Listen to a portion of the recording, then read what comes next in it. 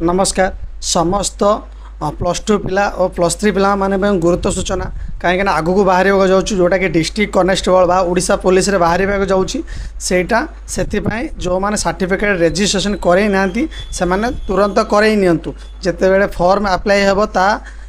पूर्व करे नबा निहाती जो मैंने एम्प्लॉय एक्सचेंज सर्टिफिकेट रजिस्ट्रेशन करे ना कराइले लास्ट जाए क्वालिफिकेशन 10th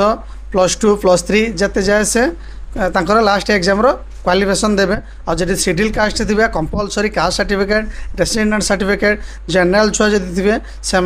रेसिडेंट सर्टिफिकेट काढ़े जदि ओबीसी एससीबीसी पिला थे से कास्ट रेसिडेंट काढ़ा निहाती दरकार कहीं एम्प्लॉय एक्सचेंज जो रजिस्ट्रेशन करेंगे से डॉक्यूमेंट लगे जो मैंने एपर्यंत रेसिडेंट किंबा कास्ट सर्टिफिकेट बाहर करना से तुरंत बाहर कर दिंतु जिस पाखापाखि साइबर कैफ अच्छी यदि आम पाखापाखि के अच्छा से आम जनसेवा केन्द्र को आसिक बाहर करेंगे अधिक किसी जानापी मो टेलीग्राम लिंक रे अच्छी बायो रे लिंक अच्छी से जॉइन करूँ कि मत मेसेज करूँ से